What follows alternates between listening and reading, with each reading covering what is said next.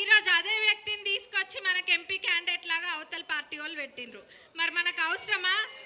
మీరైతే నాకైతే వర్ధన్నపేటలో ఆయనకు అసలు ఏమైనా ఓట్లు పడతాయా లేవా అన్నది కూడా డౌటే. అసలు ఒకటి రెండు కూడా పడేటట్టు లేవు మీ అందరినీ చూస్తుంటే.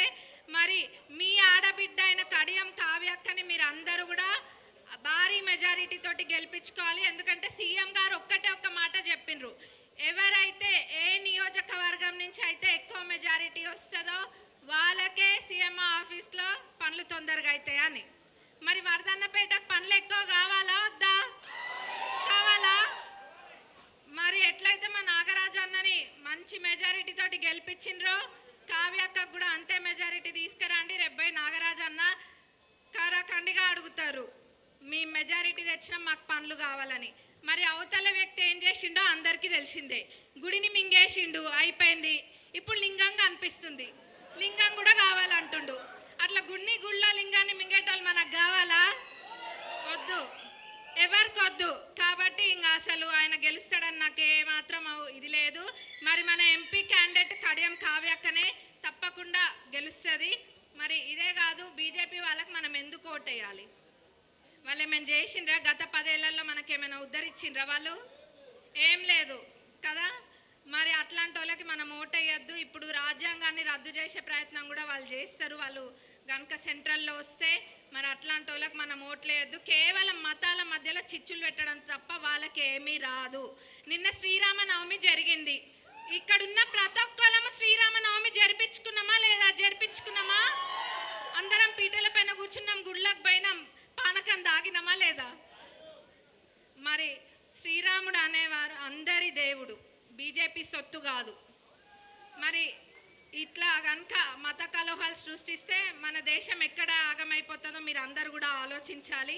మరి అట్లనే కాంగ్రెస్ ప్రభుత్వం, బీఆర్ఎస్ పార్టీ గురించి ఇంకా మాట్లాడుకోవాల్సిన అవసరం లేదు, సచ్చిన పామును మళ్ళీ చంపాల్సిన అవసరం లేదు. కాబట్టి వాళ్ళ గురించి మనం చెప్పుకోవద్దు, అయిపోయింది. అసెంబ్లీలోనే కొట్టుకుపోయినరు వాళ్ళు. ఇంకా ఎంపీ దాంట్లో వాళ్ళకి అసలు ఎక్కడ ఎట్లాంటి క్యాండిడేట్ని పెట్టినరో మనకు తెలిసిన విషయమే. మరి ఇప్పుడు కాంగ్రెస్ పార్టీ వచ్చి 4 నెలలు అయింది. ఎన్నడన్నా మా ముఖ్యమంత్రి గారైనా మా మంత్రులైనా మేమైనా ఎక్కడైనా విశ్రాంతి తీసుకున్నట్టు మీకు కనిపించిందా ఒకరికైనా? ఎన్నడూ కూడా అల్పు లేకుండా మేమందరం కూడా ప్రజాసేవలోనే ఉన్నాం. అన్నాడు ఇందాక మేమంతా సేవకులమని. నిజంగా కూడా మేమంతా సేవకులమే. ఇక్కడ వచ్చింది ఏదో గెలిచినామా అయిపోయిందా కాదు, మీకు ఏం పనులు చేస్తున్నామా, రాబోయే రోజుల్లో ఏం పనులు చేయాలో మీరు అందరు కూడా అడిగి మా దగ్గరికి వెళ్ళవేళలా వచ్చి చేయించుకోవచ్చు. కానీ గతంలో కనుక చూసినట్టయితే అసలు స్వేచ్ఛ అనేదే లేదు. కానీ కాంగ్రెస్ పార్టీ అంటే స్వేచ్ఛ, స్వేచ్ఛ అంటే కాంగ్రెస్ పార్టీ, అవునా? మరి అట్లాంటి కాంగ్రెస్ పార్టీలో గతంలో గాంధీ గారి కుటుంబం, గాంధీ కుటుంబం, ఇందిరమ్మ, అట్లనే రాజీవ్ గాంధీ గారు వాళ్ళ ప్రాణాలు కోల్పోయినరు.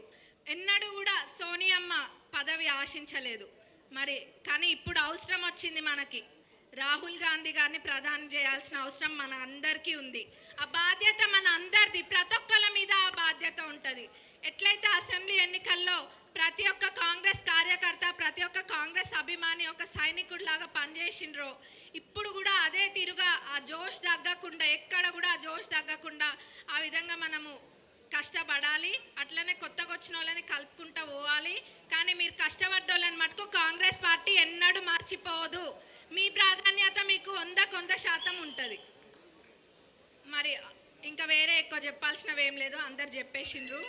కాబట్టి మీరు అందరూ కూడా గుర్తుంచుకోండి, వచ్చి 4 నెలలే అయినా కానీ ఎక్కడ కూడా కాంగ్రెస్ పార్టీ వెనక్కి పోలేదు. ఇప్పటికే చాలా చేసిండ్రు. మరి రైతులకు కూడా మన రేవంత్ అన్న చెప్పిండు, ఆగస్టు 15వ తారీఖు దాకా రుణమాఫీ అయిపోతుంది. మరి అట్లనే కోడ్ అయిపోయిన తర్వాత నియోజకవర్గానికి 3500 ఇళ్ళు వస్తాయి. ఇవన్నీ కూడా తప్పకుండా జరుగుతాయి. ఇవే కాదు, ఏవైతే మన తుక్కుగూడలో 5 గ్యారంటీ అన్నారో అవన్నీ కూడా తప్పకుండా నెరవేరుస్తుంది కాంగ్రెస్ ప్రభుత్వం. మరి మీరు అందరూ కూడా ఇంకొన్ని రోజులు కష్టపడండి. ఎట్లాగో ఎల్లగొట్టిండ్రు, మీరు వర్ధన్నపేటకి వెళ్ళి ఎల్లగొట్టిండ్రు, ఇప్పుడు మళ్ళీ అన్నిటికీ చుట్టుకుంటుంది. అది వద్దు కదా.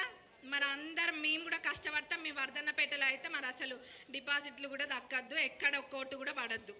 అట్లా ప్రయత్నించండి. మరి నాకు ఇక్కడ మాట్లాడడానికి ఇంత చక్కటి అవకాశం ఇచ్చిన అందరికీ పేరు పేరున ధన్యవాదాలు. Thank you.